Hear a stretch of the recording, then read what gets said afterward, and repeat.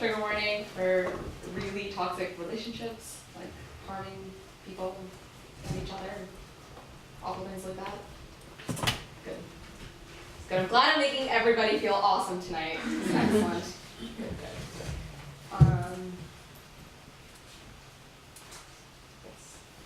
Yes, I know this. I wrote it once upon a time.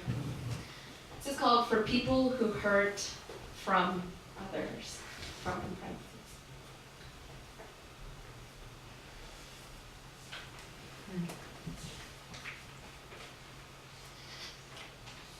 This is very much a maybe poem for tonight.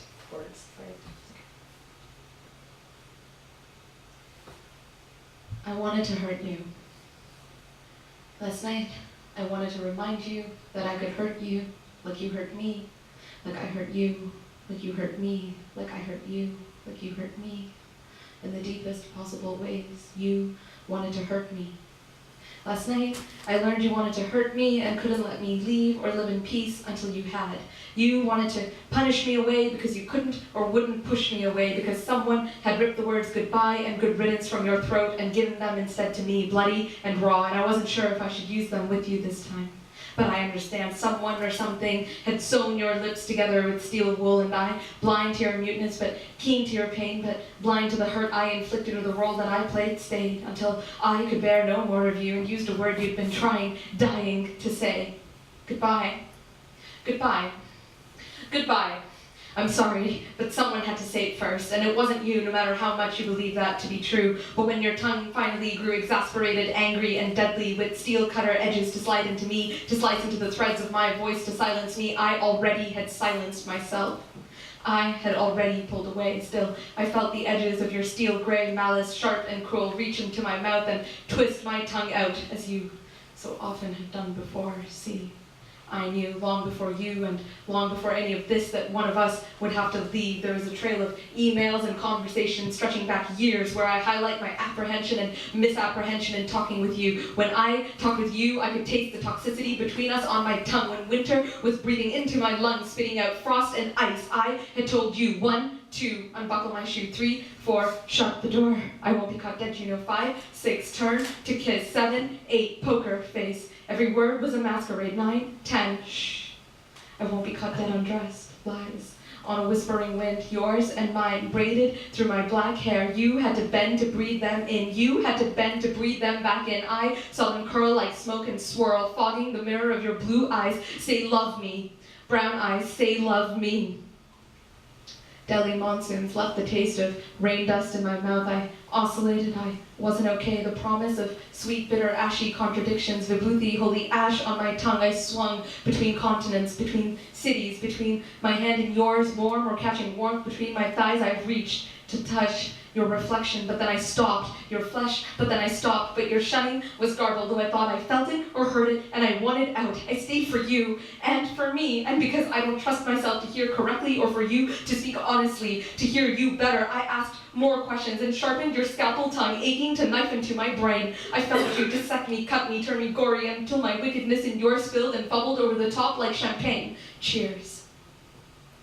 I left for me, for my peace. Mind you, your tongue followed, drilling holes into my hippocampus, seeking vengeance in the pieces of my broken mind. You didn't think twice about it. Last night, I learned you wanted it. You wanted my tears spilled for your sake, hot on your stake and on your cross of loneliness, and for my mistakes, because I had left you alone too late, because I hadn't given you space soon enough in the way you needed it, to find it behind your sewn lips in the hidden crevices of your brain. So I had stayed and done you wrong twice now. You wanted your vengeance. And last night, I wanted mine. Mind, your step I said last night, I used a sword steel-coated and coated still with the remnants of your broken, bruised throat, the muscle and tissue decorating it, reminding me of violence and evidence of your stolen words, now pushing and pulsing against my lips. Good riddance, good riddance, good riddance. And more violence. Old violence. Aching, ancient violence. Do you remember? Do you remember? Do you remember when I, backed into a corner, hurled a word like an astra, a missile charged with the power of an incantation, desperate in defense in the general direction of your face? Do you remember how I shattered you? Did I tell you it felt powerful? Did you know I understood I had wronged you once then? Do you remember the ways in which you wronged me? Did you acknowledge I did it in self-defense? Did you know how I promised, cried, swore to never do it again? But I can burn you again. I can do it. I can do it. I can do it. I can cut that razor-sharp steel cutter tongue out of your head with the sharper edges of my words. My tears are worth more than your desire to hurt me, and I can spit fire to sear you rather than spill tears over you, because I have no need for shields when my words can slash yours, slash you. Peace, my fucking peace. Stop threatening me, you said. Thrice now I have wronged you.